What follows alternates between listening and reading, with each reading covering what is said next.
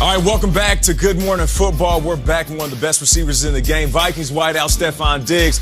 Now, we've seen some super impressive catches from you week in and week out. And around the league, we like to break down the catches here. Okay. But it takes a wide receiver to actually break down what a wide receiver does, so I'm glad you're going to join me. So what we're going to do is take a look at some of our favorite grabs this season. Now, let's start this thing off with your teammate, Kyle Rudolph, back of the end zone against the Cowboys. Now, a lot of people were saying that Kirk Cousins was throwing this away.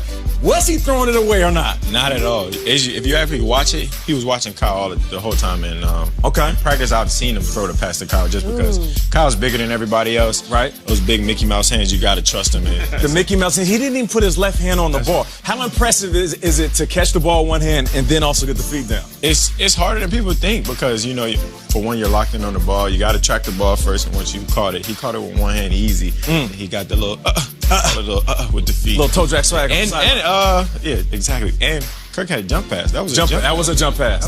That was nice. I can appreciate that. All right, so let's take a look at some of your catches. Now, what I feel like you do better than most wide receivers is you track the ball so seamlessly. When a lot of guys, they panic, and this is not to pick on Nelson Aguilar, but we seen him last week. He couldn't track the ball, ended up dropping the game winner. Now, here you are, right here. Now, back of the end zone, what goes through your mind when you're tracking the rock?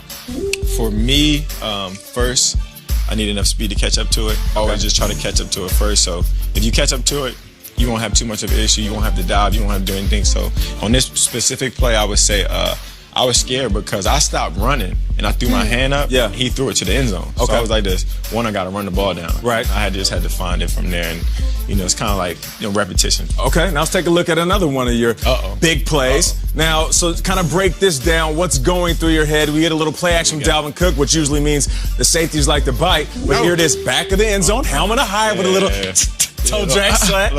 Okay.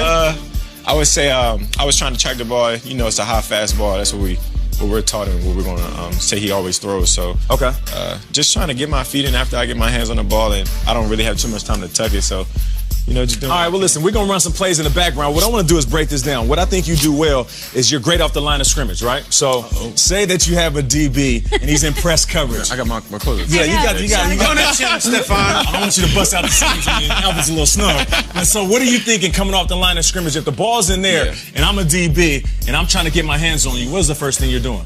I'm evaluating. I like to see what a guy likes to do. If I watch you on tape, if you're a hard press guy, soft shoot guy, depending on what you like to do. Your demeanor right now seems like you want to do something. Yeah, I want to do something. Yeah, you're right. But it could just be for show. It could be for show. But if I see on tape that you might jump, so I'm gonna give you a little bit of eyes. And it depends if you jump on the snap. I'm gonna take that shoulder and get low. Yeah, I got to jump my shoulder and try to do more than just try to avoid a guy with your body here because you're giving him a surface. I'm trying to eliminate your surface and then.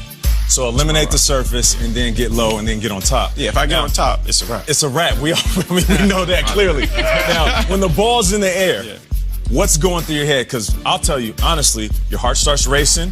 You start thinking all these thoughts. Your eyes go everywhere. Yeah. What goes through your head? For me, when the ball's in the air, I like to know where the DB is, depending on if I got it. Like right here, I felt that he was behind me.